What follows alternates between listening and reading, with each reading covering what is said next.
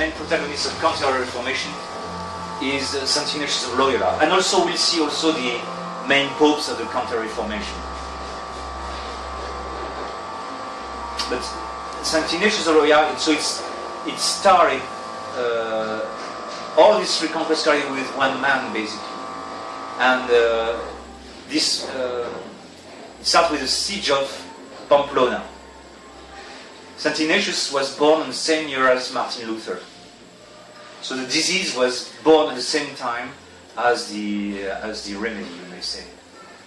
And the turning point is the life of Saint Ignatius, is the siege of Pamplona. So the French armies were always pushing down the Pyrenees.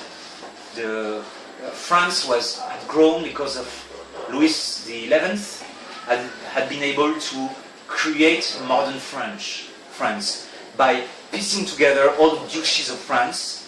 France became a big entity of 25 million inhabitants, the biggest country of Europe, numbering 25 million, compared to Spain, 6 million, 4 or 6, Spain and Portugal, and England 4 million, Germany 10 or 15 millions, Italy 6 or 7 million. So France becomes a very powerful entity. And so France is wiping out the Spaniards from across the Pyrenees, and that's not sufficient for the French. They have to cross the Pyrenees and threaten the Spanish. And at the same time, France is pursuing a policy of alliance with the Ottoman Empire in order to cripple the power of Spain, because the more the French are fighting Spain, the more Providence blesses the Spanish kings. And there is a great increase in the Spanish power when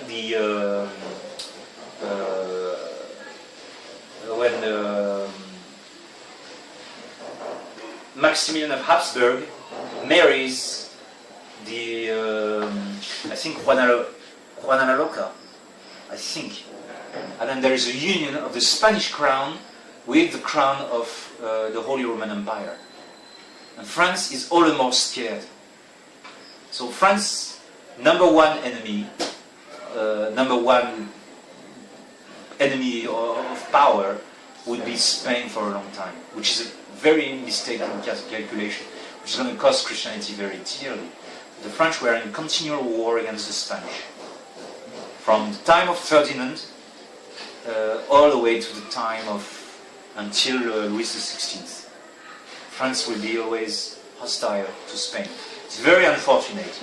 But nevertheless, the French always argue that they are the ones who started the Counter-Reformation by shooting a cannonball that landed on the leg of St. Ignatius. Yes? Yes? St. Ignatius is broken. So he goes to a castle there, and he's got nothing to do. His leg is, kind of fixed. The doctor, attaches it nice, tries to attach it nice, and so he's sitting there, and he's got nothing to do. And in this castle, probably a very pious duchess or whatever, and she had plenty of lives of the saints. He's got nothing to do. He knows how to read perfectly, so he goes through all the lives of the saints because he's a nobleman and he likes nice stories. So he reads all the stories of the saints, and he's quite impressed. It does not convert him. He's not yet converted. But later, a few months later, another doctor comes and takes off his original doctor takes off his plaster or anything, and then he limps. Saint Ignatius, Inigo de Loyola limps, and that's a problem because a lame nobleman doesn't fit, a noble lady. So in the court of Charles V, it wouldn't fit for this, nobleman to marry, and be lame, Especially in the Middle Ages. This is the end of the Middle Ages. If you were lame, you would be called that way. You would be called Inigo the Lame. So he called another doctor and says, "What happened?"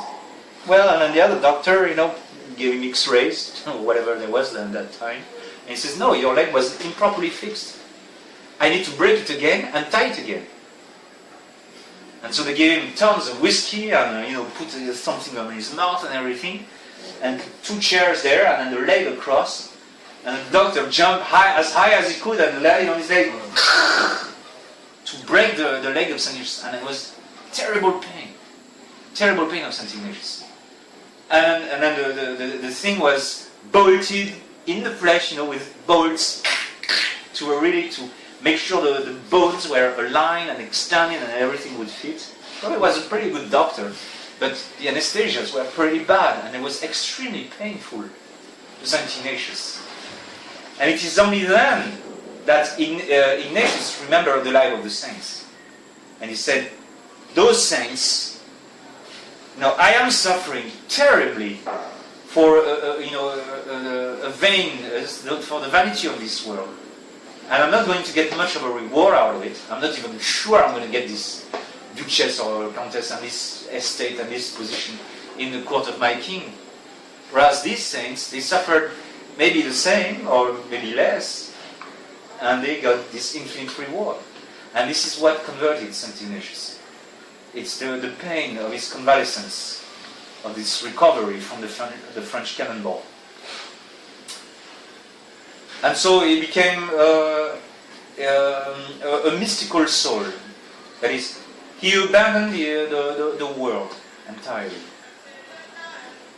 He abandoned the world and started to become a hermit. And he was advised to become a priest because he had some talents. So he was advised to study for the priesthood. And then he went to Paris, to the University of Paris, at the very moment when Protestantism was landing in Paris. And the Protestant ideas were starting to infect the University of Paris. And so he realized that there was a need to fight off these ideas, to fight off the spread of heresy. He saw the spreading of Protestantism throughout the Kingdom of France, especially throughout the University of Paris. That was completely unchecked. Francis I was kind of a liberal king, didn't know what to do. His wife was sympathetic to the Protestant cause. And he would not take drastic measures. Just like Charles V was not capable to take drastic measure to stamp out Protestantism. Even though they had the experience of all the turmoils occasioned by the Hussite heresy, they never had the notion of stamping out heresy. The Spanish Inquisition came later. It was established, the Roman Inquisition was established later. And then the Spanish Inquisition did not crack down on Protestantism severely at the beginning of Protestantism. And that's why some historians say it's the fault of Charles V. We did not stamp out Protestantism. But all the kings at the time were weak, except you would say the Medici in Florence, or the Italian potentates, the Doge of Venice. They would crack down on heresy very strongly in Italy. But as far as France and Spain was concerned, for some reason the monarchs would not crack down. And heresy was spreading. St. Ignatius was there in Paris, and he saw with his own eyes the progress that Protestantism was making. So he started to have 9 disciples. 9 disciples. And they started, they asked the advice of the Dominicans, should we start something? And the Dominican says, yes, do start something. Then at the same time, in his tribulations, St. Ignatius was suspected. Of heresy and thrown into prison. Like St. Teresa was suspected. St. John of the Cross was thrown into prison and was suspected. So in Spain proper, there was suspicion against Protestantism. They thought it looks like St. Ignatius was a weirdo, a very bizarre man, with coming with a new style, very austere. So they didn't know, he was misjudged several times over. And his biggest trial at the beginning was that his 9 first disciples left him. There's also a very sorrowful beginning of great order. It's around that time. It's another split in the order of Francis between the observant and the Capuchins. As the observant branch was starting to become a little bit decadent, a few monks left the observant and split, just like we do right now. But these ones became Calvinists, all the 9 of them. One of the 9, recovered from Calvinism, I'm not sure, or one of the monks that were trained by these 9 originals converted back into Catholicism and continued the Capuchin branch of the Order of St. Francis, which branch becomes huge later on and gave a very big saints. Padre Pio, St. Lawrence of Brindisi, and others, plenty of saints, and was a great part in the Protestant, in the Catholic Counter-Reformation. But the Capuchins, just like the Jesuits, the beginning were very painful to St. Ignatius. He was in Paris, he was completely alone, and also he started his studies at the age of 40. Now, at that time, mayors would die. I mean, the life expectancy was 50 years. If you exclude the babies, it was probably 55, 60 years. If you were 40, you were an old man already by that time. And especially St. Ignatius was laboring very much because his memory was not very strong. At the age of 40, we cannot memorize very easily. Especially if you were a man like him who was always in a career of arms, was always fighting. So he was not, a big brain. He was not the smartest. And so he had to sit on the bench at the university, and he had to require the help of others sitting by the bench. And there was a very brilliant Spaniard who was there also, and with great ambitions, was sent by his mother there, and to study at the best university in Europe, and to graduating from it, it would be a canon in a diocese, and because of his great name, because bishops at that time were only taken from the ranks of nobility. So there was a great probability he would get his degree, then he'd come back to his homeland, and from there he would be appointed bishop. And because of the influence of his family, possibly he would become a cardinal. And St. Ignatius asked him, and what about after that? Well, maybe I become a pope, but and what about after that? And after, and after. And St. Ignatius tried to explain to St. Francis, what does it profit a man to win the whole world if he loses his soul? Because most of the clerics at that time had the ambition to pursue a clerical job. The priesthood was seen as a public service. Like, you become a policeman, you become a doctor, you become a mayor and everything, or you become a priest. It was, for most of the members of the clergy, it was a career. Which explains the dire state of the Catholic Church at the time. So, not the worthiest candidates were appointed. They had to know a few technicalities, and the bishops were taken from the rank of nobility, so as a consequence, you had educated bishops at least, but they were not that perfect, they were not that great.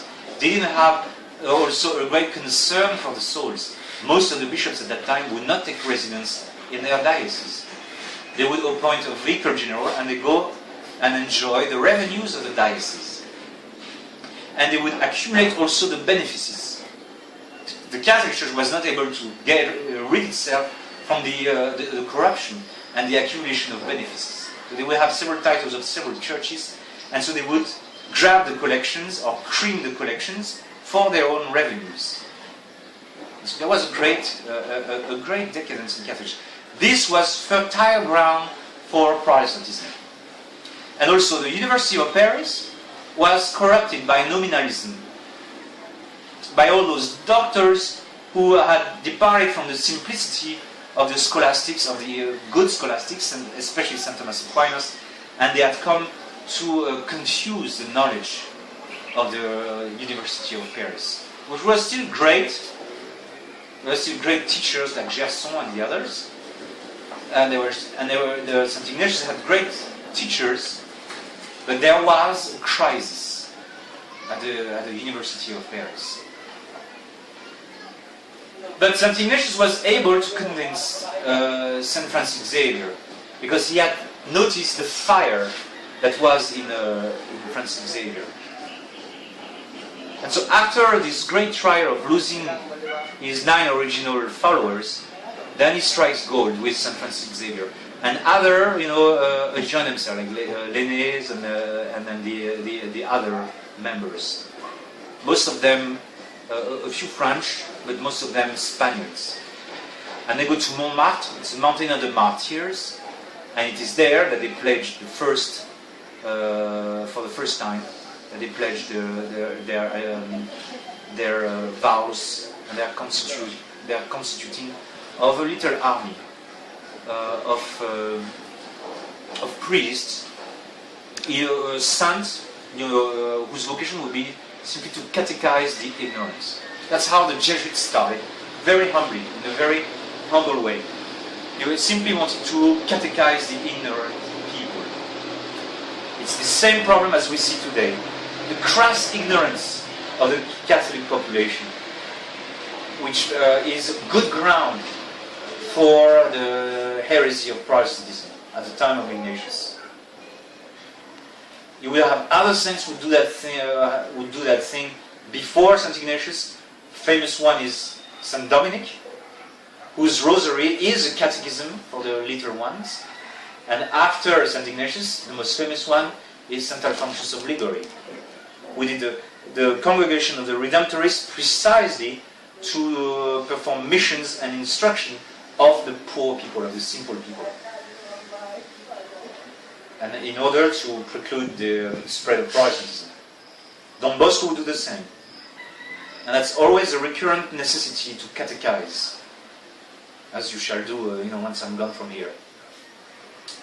So it makes his first, and then their plan is to leave Paris, go to Rome, say hi to the Holy Father, and proceed to the Holy Land, like a big pilgrimage. Because they had a spirit of faith, and they wanted to do it right, and the best way to do it is to go to the Holy Land and ask the grace from Christ Himself in the Holy Land. But as they arrive in Venice, or as they fall sick, or the tempest diverts the ship, it cannot happen. So they stay around in Italy, and St. Ignatius sends his first members across Italy to evangelize. Some of them get beaten up, arrested, or whatever, but the predication of St. Francis Xavier becomes very successful. And the predication of St. Ignatius also is very successful. And because they are so saintly, so mortified, their words are full of fire, and the crowds are raised into the faith.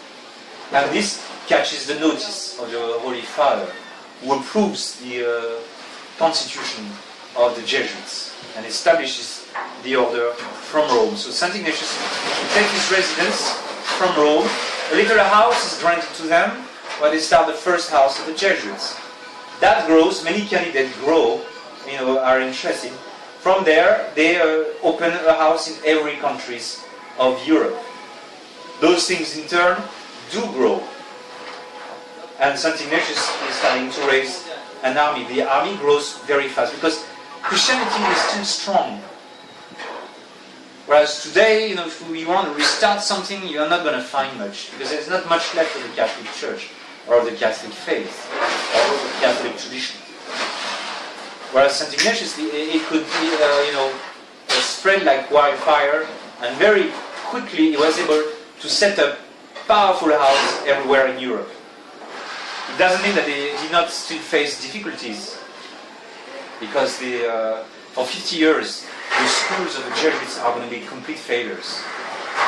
They're going to have problems with teachers. The priests in the schools are going to be inadequate priests. So the school will run in a red financially. There will be complaints of the parents. There will be complete indiscipline in those schools. See, what we take for granted is that the Jesuits are great. They know how to teach and everything. That was not the case for 50 years. They had a massive setbacks in all their colleges that they opened. all across Europe. Their colleges and high schools didn't work very well for 50 years. It took them a long time. But after having failed repeatedly, they eventually got it, how to run their college. And these colleges, the Jesuits, are also one of the main explanations of the success of the Jesuits. The other secret of the Jesuits is the combination between the Jesuit college and the formation of the priest. The formation of the priest is longer, and it's interrupted. That is, the seminarian interrupts his theological studies in order to teach in the school. Some priests also teach in the school, but also the seminarians also give the classes in the school. So the teachers are for free. It's a system, it's a self-feeding system that helps to train the seminarians in a practical situation of teaching. So it helps the seminarian in his training. It helps him to apply his knowledge and to transmit it to his younger students. At the same time, because the candidates to the priesthood are teaching the students, they inspire the boys to have a vocation. Because the boys are always living and enmeshed with a community of priests and seminarians. So it's a big unit. That's the main unit of the Jesuits. I've seen that in India. In India, what the Jesuits did, they looked at Tamil Nadu and they took the main cities on the axis of between Madras to Cape Comorin, with a little diversion in Coimbatore, inland Tamil Nadu. Madras, Trichy, Madurai, Tirunelveli, and Nagapur. That's the spine of Tamil Nadu. And then they added Tuticorin and Coimbatore. But basically, what Jesuits of the high period, they look at the map, find the major centers, and there you put a major base. You put a major base, and you combine the seminary with the high school and the university. And then you let the massive presence of this community of priests. There are usually 10, 20 priests with 10, 20 seminarians or more seminarians. You let them have a great influence on those boys. And because of that, you have a higher probability to get vocations. And also you got a good follow-up, because those boys are well known by the teaching priests of the seminary in advance. They are well known, so the follow-up is perfect.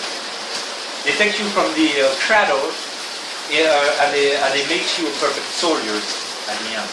Now from these major bases, and from there they send missionaries in pairs. And there's great lightness. And then there they are very light cavalry. And they open churches everywhere, as we do when we run our missions.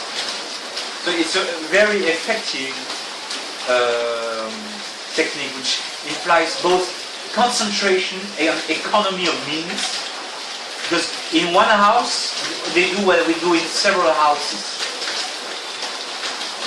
An economy of means.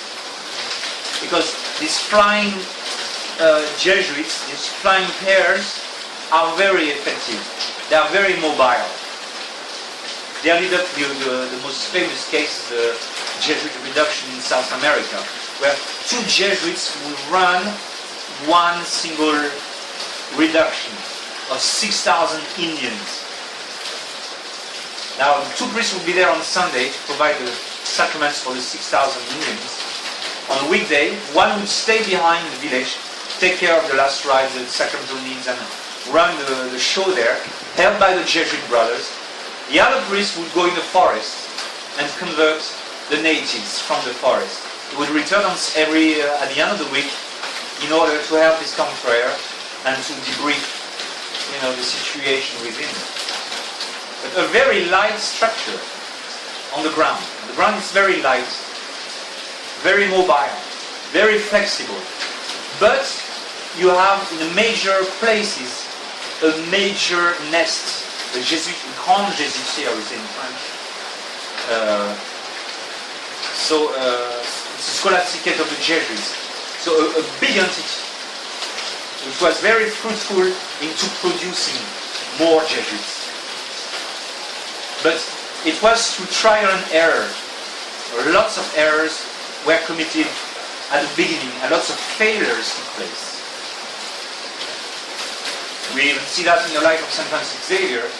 St. Francis Xavier goes to Asia, and he loses some of his confreres. One of his confreres disobeys him, and he dismisses him. The other of his confreres St. Francis delegates him to run the seminary in Goa, and he fires all the seminaries. He dismisses them all, because he's a perfectionist.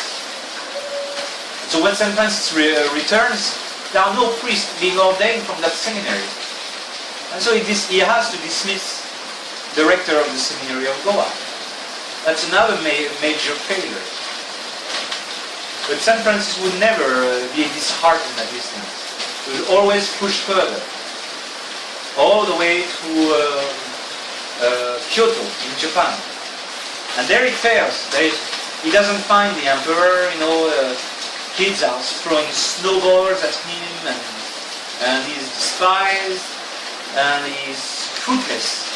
And on the way back, he's managed to convert a Christian community in Yamaguchi that quickly grows to 2,000 souls. They get all slaughtered later on in a civil war, because it's the age of the Sengoku Jidai, the age of the warring state in Japan. But I'll talk to you later about that, but it's we must clearly see that there were many failures in the early Jesuits, even in the later Jesuits, but they were very enterprising. I think the biggest failure of the Jesuit order in the ancient time was the superior of Japan, who apostatized, became, to save his king, became a Buddhist, apostatized, and advised the Japanese emperor on how to stamp out Christianity by a registration of the Christian and the fouillé, the stepping on the sacred images, to find the Christians. That's the most historical, I would say, the most historical failure of the Jesuits. So they had lots of failures, but at the same time, they were trained as soldiers by St. Ignatius, and so there was something that made them strong. That other thing that makes them strong was the technique of the spiritual exercise, which is a summary of everything into 30 days meditation, which would later be contracted, much later be contracted. And also what made also the difference between the Jesuits and the other priests was the rule of the discerning of spirit of St. Ignatius, that really helped in the direction of soul. Now, that held the constitution of a Catholic elite at the time of St. Ignatius. Because what you need is not just an elite of priests, but also an elite of lay people to resist Protestantism, the spread of Protestantism. And many more saints were unable to appear at that time, on the occasion of the Counter-Reformation. We have a very small quantity of saints in the 15th century, whereas it's a difference from 1 to 10 almost between the 15th century and the 16th century. The 16th century sees lots of saints, because always when the church is under attack, there is a greater abundance of grace. And so very quickly, his order, I think by the time St. Ignatius dies, there is, by the time he dies, the Jesuit is around 20,000 or 10,000. But it became very quickly a powerful entity. And the second generation of Jesuits were very great. Charles Borromeo, Saint, the one in Germany. What's his name?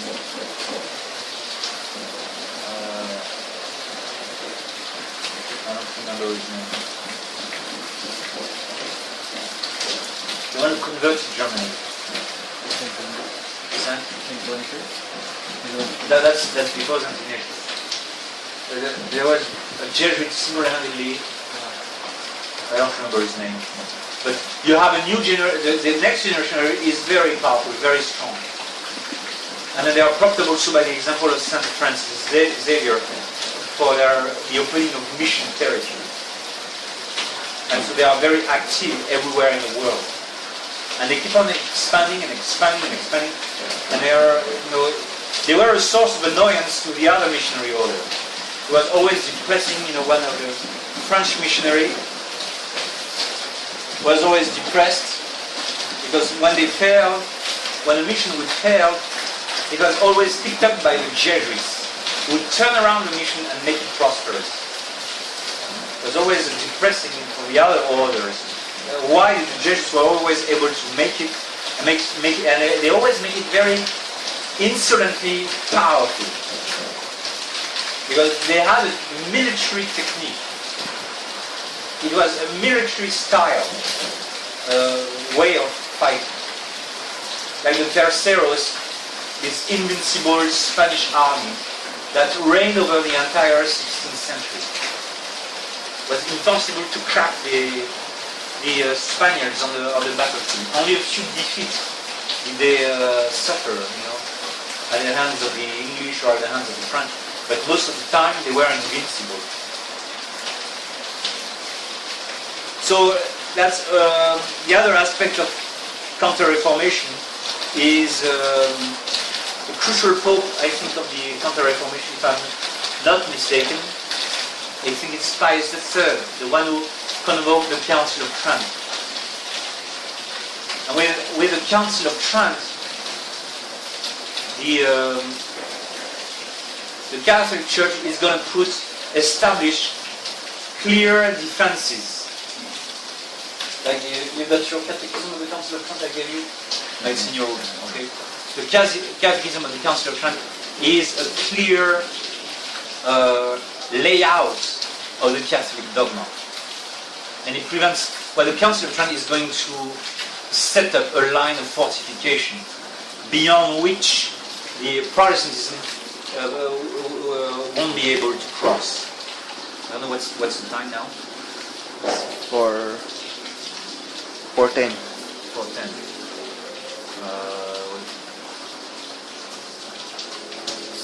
What's the second period? I don't remember. First period, 2:30 to 2:20. Yes, it's 4:15. 5 more minutes. Now what was sorely needed was the stopping of Protestantism. And how? By defining everything and by explaining out everything. So, the Catholics needed to be informed why the Blessed Sacrament, why the Holy Mass, why it had to be that way. And you had to, the places which were not yet invaded by Protestantism had to be warned of the coming of the errors. And that's why the number of definitions that the Council of Trent effected is almost as big as all the other preceding councils taken together. Because they defined everything. After the Council of Trent, you have Vatican I, but you don't have much else as far as ecumenical council. Because Vatican II doesn't count, of course.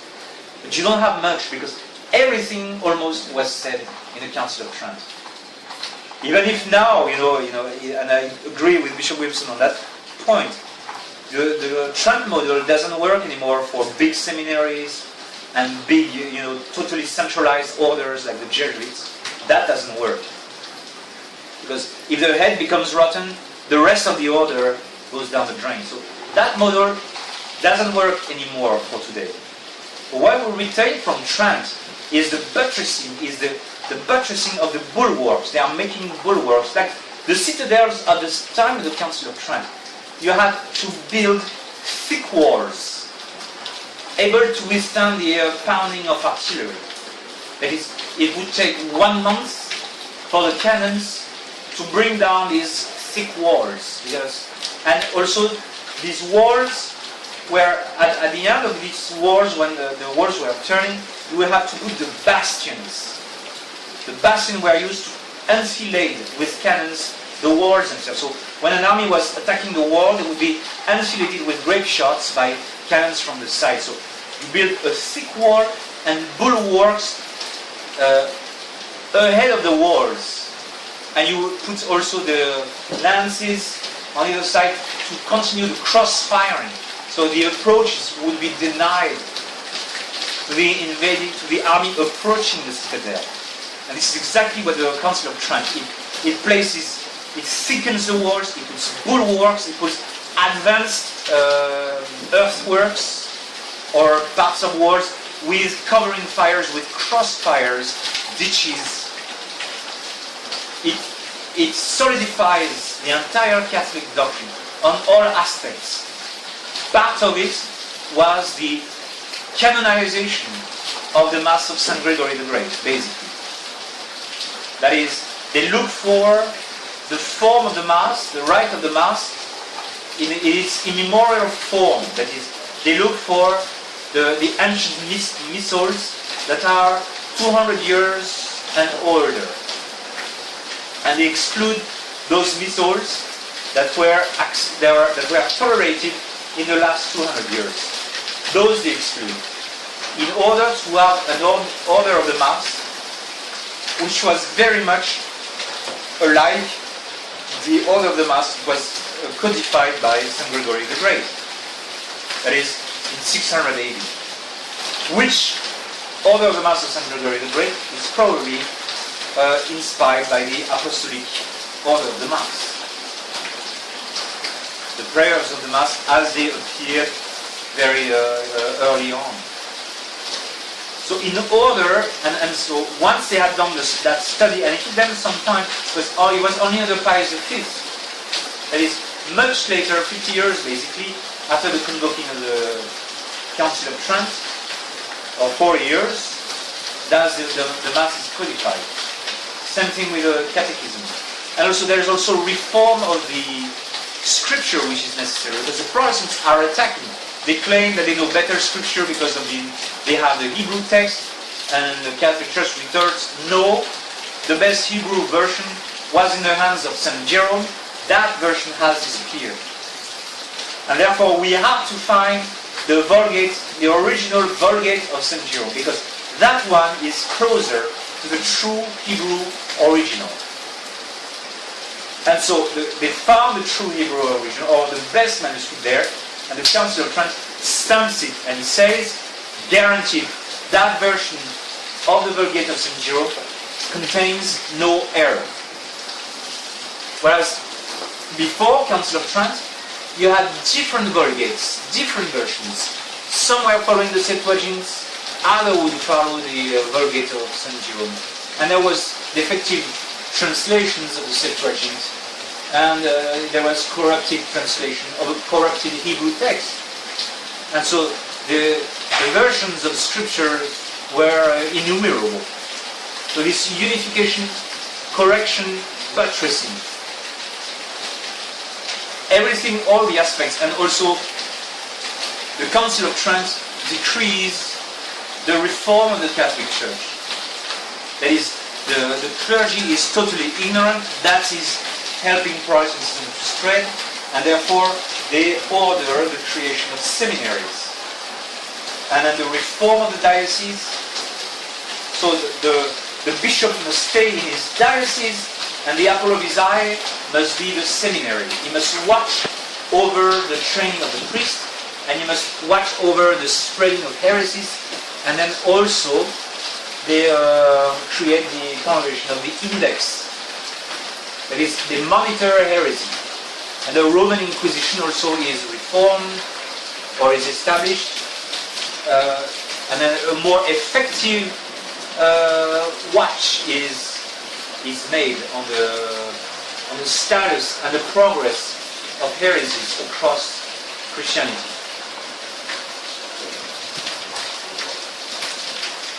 And also what is made mandatory is that the clerics have to wear the clerical garb, that the bishop must be in his residence, the parish priest must be in his parish. And that was unheard of before. Because before, the main thing was to take the benefits. If it's the time, you tell me it's over. Okay. Yeah. Okay. So there was massive chaos, and that was to be remedied by the reforms of the Council of Trent, together with the reforms of the good popes at that time. Pius III, Paul IV, the famous, the one who wrote the Bulla Cumex, Sixtus V, and especially St. Pius V. All these popes of the Counter-Reformation are different popes, it's different style of papacy. The papacy, you got Pius III and Paul IV still have defects, but they are getting busy. They are starting to really work. Was Leo X the one who condemned Luther? He wrote the bull Exorgi Domine, but he didn't do much. He did the job condemning Luther, but he didn't stop the spreading of heresy. Because he was a decadent, Medici Pope. Julius II, he was a great artist. He commissioned St. Peter's Basilica, and so on and so forth. And he loved to fight, enter the cities in full armor, get down with his horse, takes off his armor, puts on his pontifical vestments, and says, so he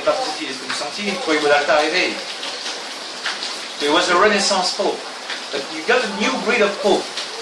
You got these interval popes who still have defects, they have nepotism, they had probably a bad life before, but they are getting busy, getting active. And then they are getting serious, the chancelleries, the embassies with different countries, and they are getting very concerned about the missionary work of the Catholic Church. They are being concerned about the schools, the seminaries. They are starting to cope again. The authority of the Catholic Church is getting its act together in the middle of the century, together with this other big race, Christianity, where the Catholics, great Catholic kings of the time, and the great Catholic heroes